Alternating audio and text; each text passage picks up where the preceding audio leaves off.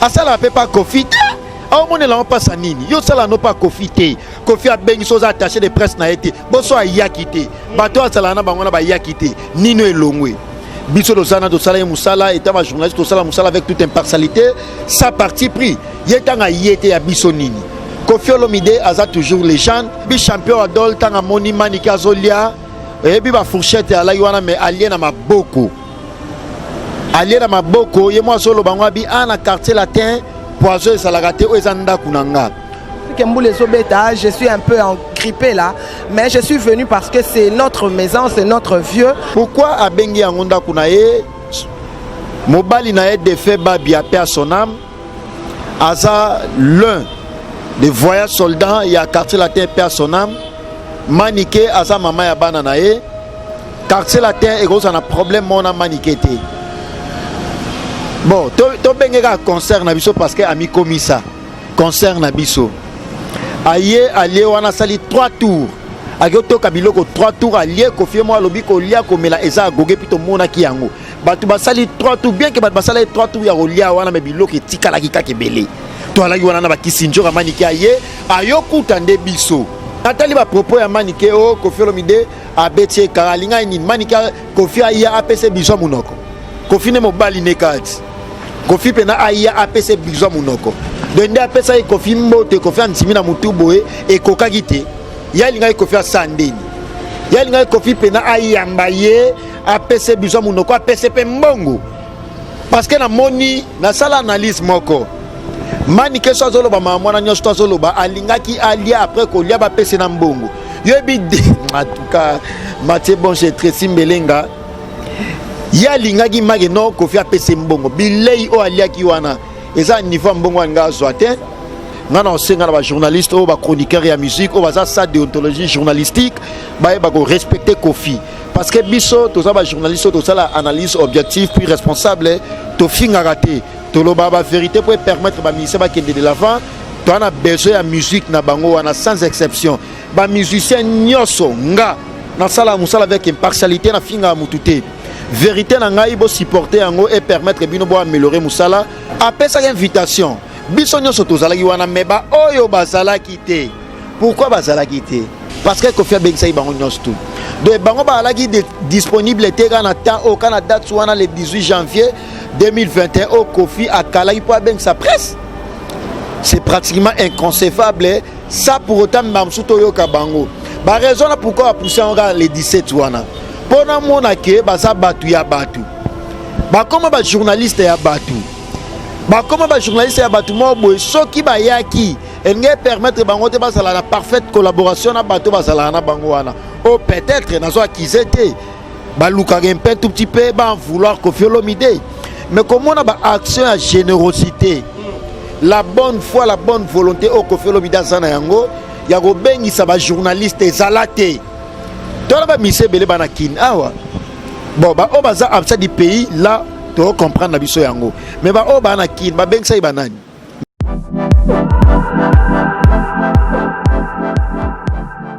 J'ai le plaisir de vous annoncer la vente en ligne de ma collection Kofi Olomide. C'est une collection tendance urbaine chic. Sera composée essentiellement de coton bio parce qu'on a privilégié les matières qui respectent la nature. D'où est venue cette collection? L'idée est venue de My Rock Attitude, c'est-à-dire des jeunes créateurs de très grands talents qui ont été séduits par mon parcours de chanteur et qui sont venus vers moi. J'ai spontanément dit oui parce qu'il y avait tout de suite l'amitié, la sympathie, il y avait une fluidité incroyable entre nous. Je suis ravi de faire cette expérience et je sais que notre chemin est très long devant.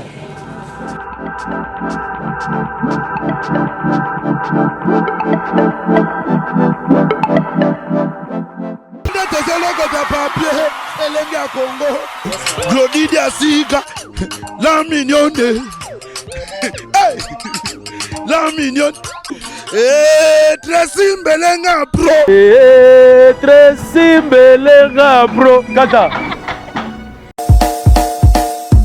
Esposo mona, esposo yoga, pomade awa toza yamani kole malonga.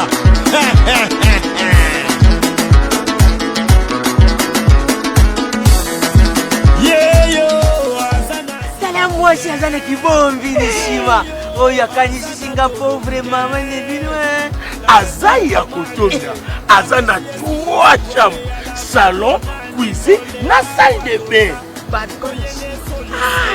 Ndeko mwasi pe ya mobali na Europe, Afrique, Amérique, Asie na Océanie, lamuka na pongi tika masolo ya balabala. Maman Nicole Malonda apesi makambo. Pomade awa toza portion magique faite à base de plantes naturelles et pomade awa toza epesi solution pour na masolo ya kovandisa taille ya ba maman. Volant hydraulique oyo epesaka deuxième regard. Pomade awa toza ezotondisa tolo ya ba maman avec souplicité, veut dire oza sambanda. Pomade awa toza ezopesa vitesse na grossissement ya partie intime ya ba papa neti na film. Une seule référence, Soma portion magique na yo, paix naturel na www.awatoza.store. Keba na basiti ya pirate, bazolanda, bazoluka baiba, melu vunu na bau. Pomade Awatoza, esangisi mundele na moindo. Merci ma darling. Merci ma darling. Awatoza.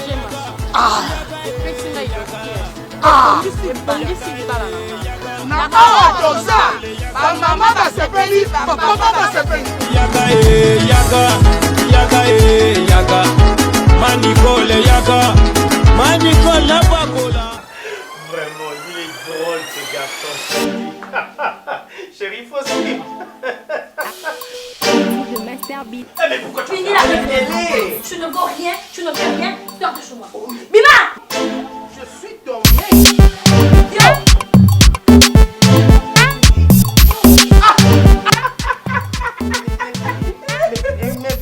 Mais pourquoi vous rigolez?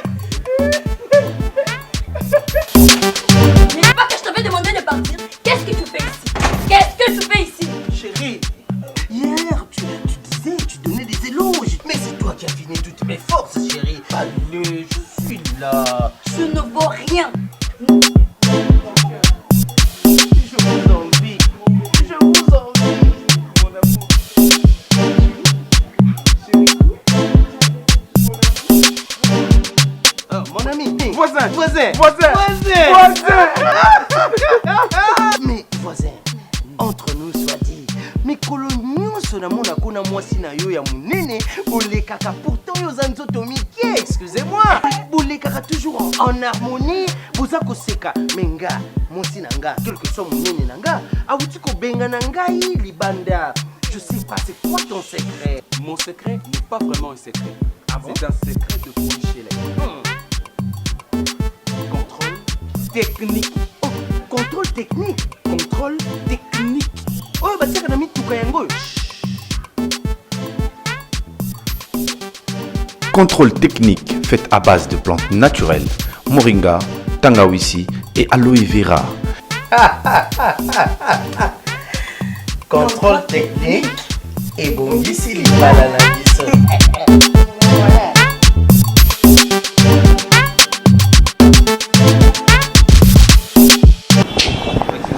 Mesdames et messieurs, avec beaucoup d'honneur, beaucoup de joie, Mathieu Boncher, toujours en vie. Je suis là avec votre émission PC La Plus Plus. Merci à tout le monde qui nous suit.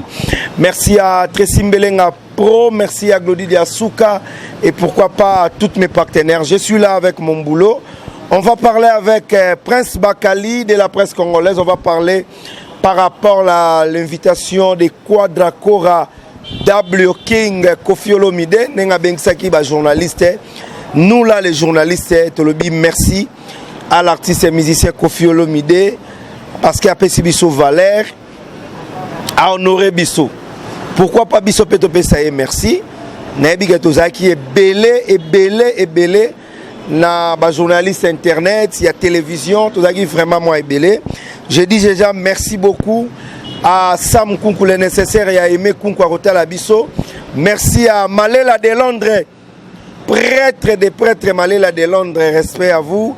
Merci à Yawili Mouché, Nicolas Mboka, Angèle Nyota, Madame Ngoï, mère de 4 enfants, toujours belle. Et Topé Simbote na Nadine Ilodi Antibal, maman na Julia depuis Dallas. Respect beaucoup à Sam Kunku le nécessaire, il y a Aimé Kunku, Paps Mayavova, Motema Clara Mayavova, la joie Amado Pichuna, jamais Irata, jamais Zanga, femme très très forte.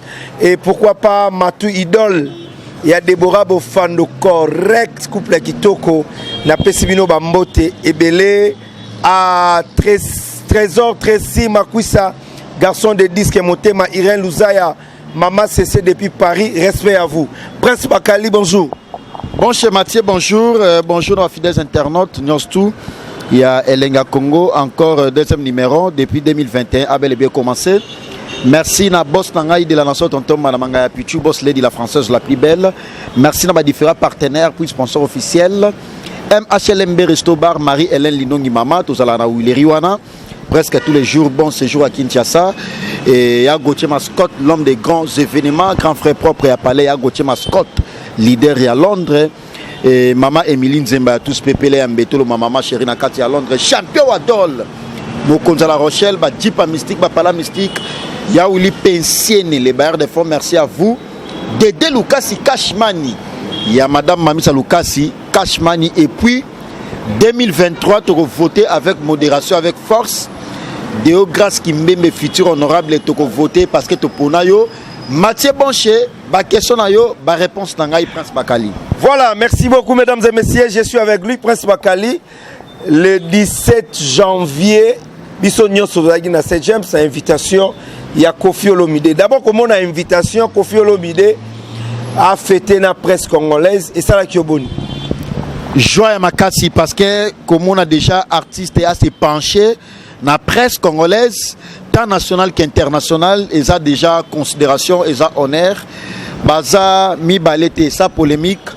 Comme on a 2020 et Silaki, artiste mon côté, à ce c'est pensé, à ben ça va journaliste pour qu'il y ait la mot de presse ou soit à remercier Bango par rapport à la fin de l'année et à fêter Nabiso aussi ensemble parce que cocktail Zalagiwana, Kolia Komela Agogo, c'est pas ça vraiment l'idéal, mais premièrement, considération à moment là que tu as invité à Zayemoko. C'est pour cela Tobé Ngaraye, même dans ma fan, il y a la bonne musique, légende, puis Double King, appelé autrement, dans mon nom quand même, il y a la Nigérien, Double King, et ça honneur que Kofi a toujours Kofi, et ça honneur que tout le monde a accueilli.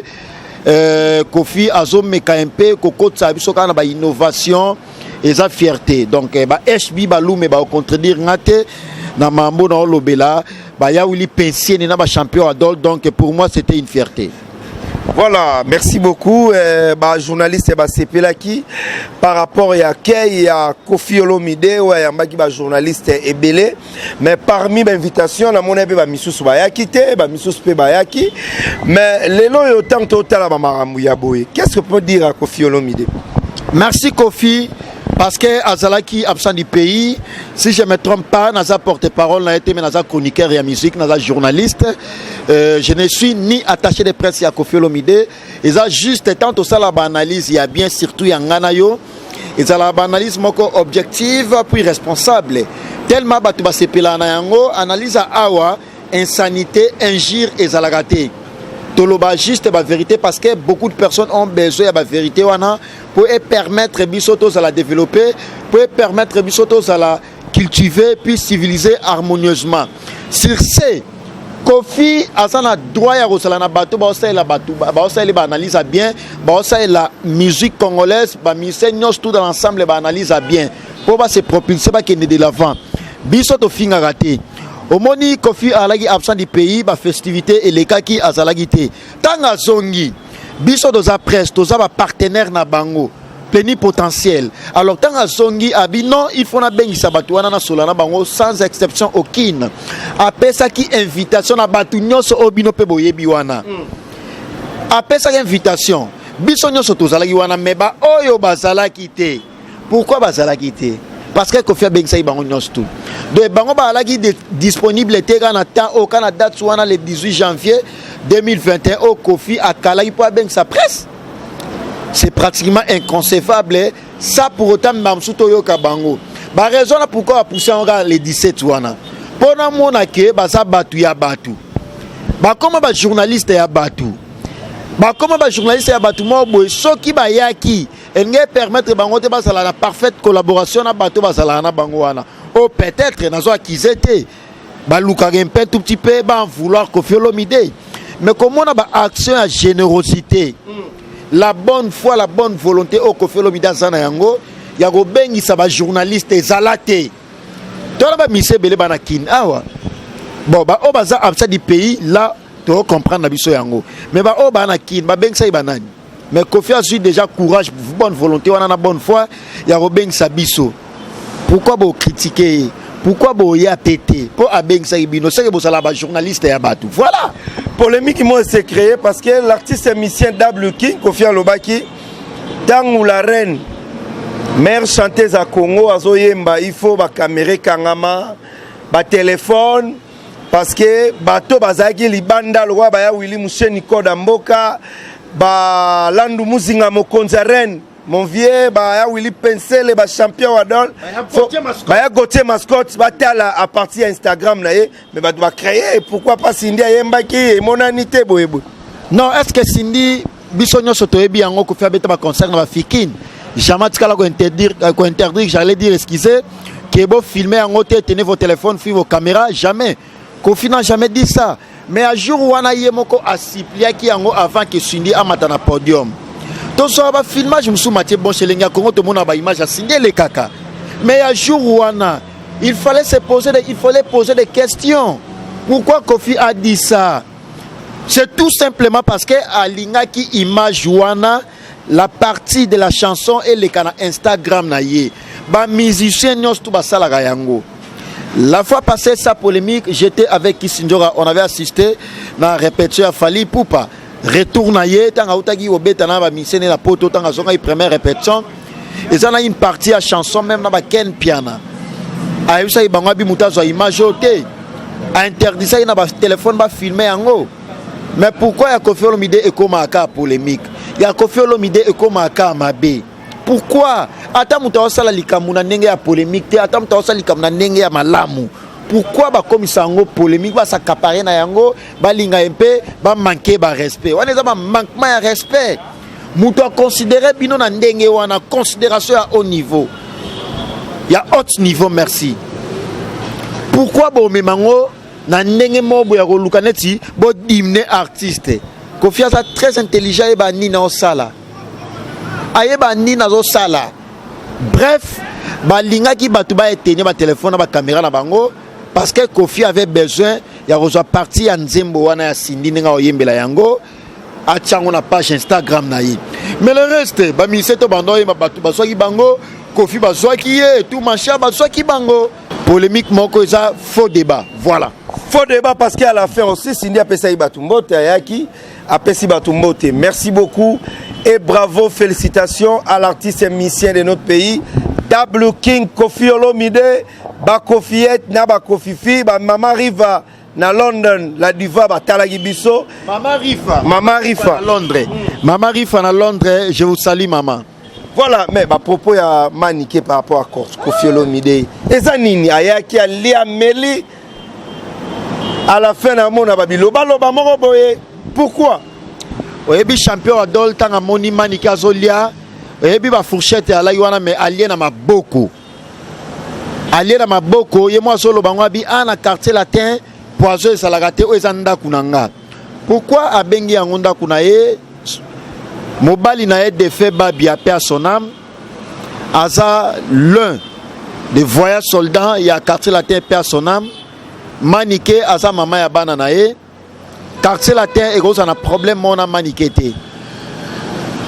bon to bengeka concert na biso parce que ami komisa concert na biso aye allié wana sali 3 tours agoto kabiloko 3 tours allié Koffi mo alobi ko lia ko mela eza goge pito mona ki yango batu basali 3 tours bien que batu basali 3 tours ya lia wana me biloko etikala kika kebele to ala wana na ba Kisinjora maniki aye ayokuta nde biso manika yokuta biso na table na biso na ba Kisinjora yo témoin bino vana na Sam Kazadi bovana ina bango bovana ina ba Martin Engi bovana ina ba Gloire bovana ina bovana presque bino nyos tout wana côté bovandela ki pas si trop loin na place obiso de Vandaki. Mais so de Vandaki to Vandaki Sinjora leader américain que je salue, to Vandaki na Gachuva, to Vandaki na lourd, il passe à Njora, to Vandaki na ye. Osomona, to Vandaki na ba Massanjora musuwana, maniketa ngaye a rejoindre message so Vandaki na biso. Akatoki biloko aller 3 fois. Ce que Mabe Kofi asalaki ya nini. Nathalie va propos ya manike o Kofi Olomide abetie karalinga nini manika Kofi ya APC biso munoko. Kofi ne mobali ne kati. Kofi pena aya APC biso munoko. Dende apesa e Kofi mbote Kofi antimi na mutuboe e kokagite. Ya linga Kofi asandeni. Ya linga Kofi pena aya mbaye APC biso munoko APC pe mbongo. Parce que na moni na sala analyse moko. Mani ke so zolo ba mwana nyo sto zolo ba alingaki alia après ko lia ba pese na mbongo. Yebi en tout cas Mathieu Bonche Tracy Mbelenga ya lingaki mage no ko fi apese mbongo. Bilei o alia ki wana eza niveau mbongo nga zoate. Asala pe pas Kofi. Au monde là on passe à nini. Yo sala no pas Kofi te. Kofi a bengi so attaché de presse na été. Boso a yakité. Bato asala na bango na ba yakité. Nino elongwe. Biso do sana do sala musala et ma journaliste do sala musala avec toute impartialité. Sa parti pris. Yetanga yete ya biso nini. Kofi Olomide aza toujours légende. Kofi Olomide aza toujours double king le véritable. Ça n'a rien à voir. Yo so lié au tondi, au c'est lambongo. Yo yaki na mbongo na transporter. Netinga na lié Kofi Ayambinga abi oh mwana roa osa apo Kofi Benganga bonga mwana roa osa atopesa mbote na ndeni savo sale très à l'aise taka elo que ça organisé par Double King le véritable Wika Kofi Olomide le vrai en tout cas et puis tano benga Kofi Double King Wika l'empereur bate belé na ba parler bazo c'est comme Julia Florinda Maman na Joyce, Julia Florina, Patrick Image L'Oréal Mibali tout Anjili. Oyebi Patrick Image L'Oréal Mibali nyos tout Anjili vient à biso à Belorango personam à Koufi. Na so que la Patrick Image mawa. Charge Scalipanaï. On peut se galupa on a bibwa. Cadeau. Bongo ngai, a repesa ngate. Patrick Image L'Oréal Anjili charge Anjili, babi na robeta tout wana oyebi ndenge sala kaka. J'ai d'abord avec Patrick Image et Tamola Gitoko. On a bien Kofi Olomide bongo et ça là bango plaisir ba ya wili pensionné les bailleurs de fonds et ça là bango plaisir ba noche triple nationalité congolais français américain avec sa chanson Moté m'a continué toujours à s'abonner sur sa chaîne YouTube noche officielle noche triple nationalité l'artiste est bientôt featuring na Kofi Olomide et puis Noël Kamaya le nécessaire, Maman Emeline Semba tous pepele en betolo. De temps comprendre que Kilo Koso et comment tu na domaine na biso ya presse. Biso la journaliste, il faut donc refléter image ya bien. Tout ça bata ba lokoso te. Tout ça bata ba lokoso te. Sko bato o boaka wana ba pesa ko lo te. Mais to ba pesa ye ba pe ko bombati. Ndana batu net ma Mermoz passe mon condamné commune. Il y a Madame Belinda, staff faisant mon qu'on a Barumbu Croix-Rouge Bokassa. Mermoz passe il y a Madame Belinda. Un bon cadre, restauration, billard, restaurant, terrasse. Na Croix-Rouge Bokassa, on a chez Mermoz passe il y a Madame Belinda. Toi là na batu ya bongo. Toi batu ya bilele la té, toi batu bizarrerie drôle té. Toi na batu le Mimi Maritou, Mimi Matous, la romantique. Mimi Matous la romantique na kati ya Paris wana. Ba ebi mambo na lobela. Ba Dede Lukasi Kashmani, ya Madame Mamisa Lukasi Kashmani, couple impeccable. Ba ebi ba Bakali ba kolela la raté. Nana Moutouneti leader à Londres ya Gauthier Mascotte. L'homme de grands événements. Maman Emeline Zemba tous pepele ambe. Ba Kingston Sono le boss depuis Lyon. Nasana Batuneti ba Efrata mode dadi Lukombo. Seule boutique pour ça na Lyon wana net na nenga kinto alana Batuneti ba charge mboka Nixon boutique.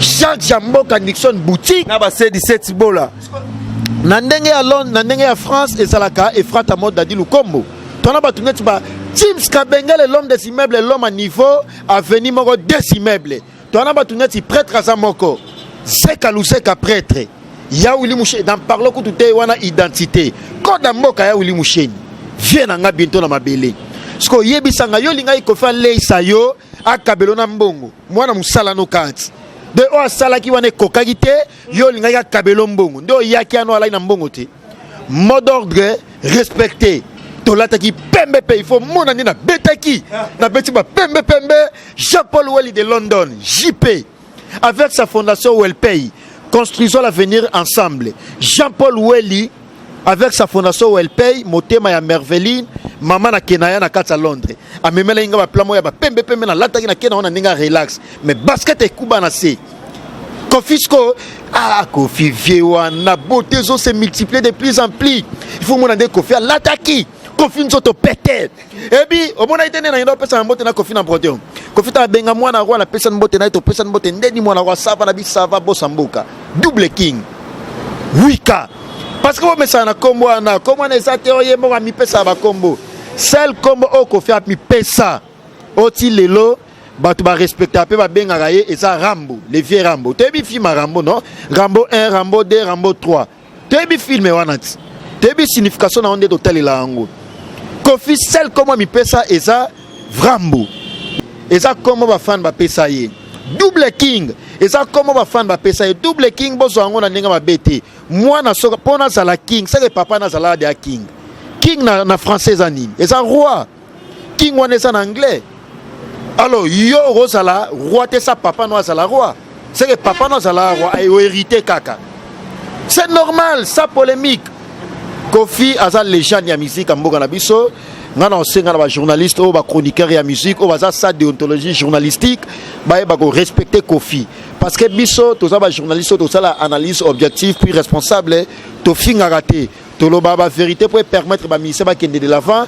On a besoin de musique na bango wana sans exception ba musicien nyoso nga na sala musala avec impartialité na finga mutute vérité na ngai bo supporter yango et permettre bino bo améliorer musala comme la fois passée je l'ai dit oh non yo lobi fali pour batokos de non est-ce que pour votre information ebi que fali pour parler ndeko na biso amungala lokola nga mais na ndenge ya musique na ndenge ya musala so na reprocher ndeko la ngate bon mon atelier non oh ça la fierté na biso batama indombe te baya gotie mascotte leader à Londres abi mambo na lobel est-ce que nga pia na oleka na TV na finga fali poup na finga fali te 50 artistes mais ça qui fait la fierté la musique congolaise pourquoi na finga e c'est la lobby qui soko sali différence ya tokos de obino bo lobela wana na droit chemin au mona que artiste apesa ba potentialité na emoko Robenga même bato ba oleka na balabala totini bango tokos de fali pour na droit chemin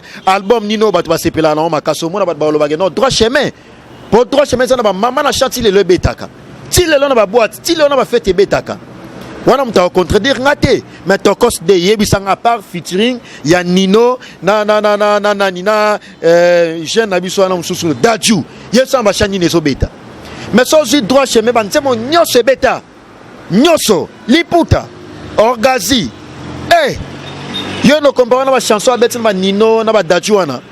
Il y a pas match.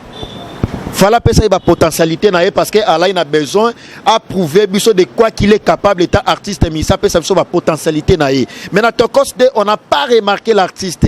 Tout le monde dit beaucoup plus ma featuring échange culturel on a ça ba musicien en tout cas la ninga mabete Tokos de on nga beta nango plagia. Ndewa tabeti ba rumba na ba tutu ba bi États-Unis yem ta kangi États-Unis to na ba tunet ba héritier mbui HM les jeunes entrepreneurs azala en États-Unis abina nenga États-Unis seul musicien azo beta et ça université chanté par Cindy Lecker honorable la meilleure voix féminine au totika na Congo même en Afrique centrale to za héritier Watanabe l'homme de mi-ange mi-démon mi-démon biminante mi-démon bimite mi-ange ne bimi mabi États-Unis tombé héritier. De deux artistes ministres en États-Unis, et ça, Kofi Olomide, la chanson de Cindy, université, puis mi-démon, mi-ange d'héritier Watanabe. Voilà, il n'y a pas de polémique à faire. Merci beaucoup, on dit merci beaucoup à l'artiste et musicien Kofi Olomide. Merci pour notre invitation. Tout est les gars qui bien, sans polémique, sans problème. Vous manquez Kofi. Du coup, il y a des pensions à Salaki pour la réception d'un invité qui est fêté ensemble. $25,000. Service traiteur en air, mon repos, on a ma curiosité, excusez, dans un journaliste d'investigation. Avant qu'il ne déplace, na meka un peu au côté, c'est na yeba. Tant na moni degré à luxe ou ezala ki wana, na kena tuni service traiteur en nabi dépense oya biloka o liana nukaka, ça compte masanga. Et ça li ba combien? $25,000. Batu ba lié 3 tours. Et puis biloka ngweza nini? Et ça va Thompson, il y a 2+T. Et ça Thompson, pendant à la mague, non, au champion de la liaka, au sentiment, il y a Thompson, au comme fouta na munoko, bantaba. Ouais, ça te non, on taba zigida te. Et on dit fraîchement qui cuisi. Pas qui cuisi, ça va taba, moi, y'a mine de au moins taba logo ngombe. On y a taba bosoka, gouyan taba. Et ban taba na la mague, non, ba bomé dans temo, azo lumba solo. To legi taba ya bongo. To leba ngombe. Ngombe peno za te no ba tia on na congélateur te. Ba bomiye. Bazo boma ngombe ba tumbie bozo lia ngombe ya bio. Bozo mona de $25,000 muta sali yango pour qu'à inviter Bino Presse. Ah bon respecter Kofi ko na salon en 2020. Pour essayer la toko en 2021. Kofi a ça seul artiste musicien on moni ba musicien belé ba yo ke la jalousie. Pour à pèse rabiso valeur. Ba musicien mususu na ba finga biso ba journaliste à presse en ligne. Presse en ligne est considéré dans le monde. Lelo na kin bat batala sous TV te. Bat batala sous TV na palette ba tutu ba ba téléphone Android. A tia 1 giga ni ota be émission. Sko yo musicien mo be on na ba journaliste na après o sous-estimer bango. Neti Bagali Prince na ba journaliste spécialisé na politique. Maintenant on a sali ba formation na ngai na chronique musicale. Dans la longue dans une école il y a journalisme place on va former ba journaliste licencié en journalisme politique extérieur. Na sali formation et animation. Na sana ba diplôme nango. Parce que yo sous-estimé on a ba journaliste en internet. Oh, internet est anine. YouTube est anine. Et ça juste un système où ça permettre choses même na fin fond. On a la possibilité de faire l'écran les comment na ba TNT. Mais na ba fin fond na village ba na besoin TNT na te ba na besoin Android na bango à côté YouTube batali be émission na biso. Et ça audiovisuel. C'est boyebi ba rôle musu ba terme musu technique te journalisme. Merci beaucoup. On est presque à la fin, mesdames et messieurs. On se retrouve la semaine prochaine. La fin, on a au Bossanike. Et ça, on va proposer un déconnabiso moro manique au alobaïke. Oh, mutakuna de fait babia. Qui s'injure à l'obagi yango? Oh non, et ça fallait. Pourquoi l'autre a fallu na ba confusion boy vraiment ko? Est-ce que fallait na besoin ba confusion ya bongo vraiment? Na bato ba otala biso nyoso to yebi ke mutakuna babia ça la kofi. Babia kufa na ngola. Kofi atina mbongo. Kolongo le bembe et où t'as payé étranger comme tu n'as Congo a eu procédure ezalelaka. Nandenga mabete. Est-ce que fali bon toi tu as na comparaison ndenge ya okina na comparaison na. Est-ce que fala na relation de mo la Koffi Olomide. Yimo ku fala ko bangango. Koffi aza papa na ye. Koffi mta lakisi nzela Koffi mta pese makambu. Même na ndenge Afrika ya pas match. Lelo ko mwana ba benga e double king. Muta pese yango za Diamond. Et ça Diamond, yo quand tu Diamond a la musique na bisoté. Aïe ça la différence. A tala lobby que non gardé la musique congolaise. Mouton mérite à la roi, le véritable ça Kofi. Diamond. Est-ce que Diamond a ça à part Koffi Olomide na héritier watana be na ndenge ya Congo. Na l'équipe Diamond na succès Liban mboka. Na ndenge mabete. Il y a pas match. On se comprend. Donc kolobate ko yana ba discours ya mabete lobakue mutakuna defait babia paix à son âme et ça fallait pour pas wana oluka ba polémique moge sangatina. Oui, c'est vrai. Fallait a reçu la contribution na ye. Ndenge ba wata ba sali po wata pia sala contribution. Ndenge ba Suzuki, ba collègue na ye ba sala, ba Samtin to ba tonton lai. Po tonton lai faut le copier à sala contribution. Ndenge ba sala ba contribution na bango. Maintenant on solo ba oyana ba message mo ba oyana ba bizarrerie mo ba drôle na ndenge ya média pour que tu aies confusion. Il n'y a pas donc ngapo na ngai maniqué aux mères de famille, aux responsables, yeba contrôler ba langage na yo avant que biso to ke bisayo. Pour biso to linga to salir image ya preste. Ba grand monsieur batala biso ba ya Willy Mouchenta ba batala biso ba ça ba via Palin. Ba Tims Kabengele l'homme des immeubles temps ba batala biso ba ya Gauthier Mascotte, l'homme des grands événements. Ba champion Adol Mokonza La Rochelle, ba ya Willy Pensieni, tant ba otala biso, ba ebi ke no batuana ba sala ba jeté ba sala analyse moko objective puis responsable. Merci na yo moko Mathieu Boncher.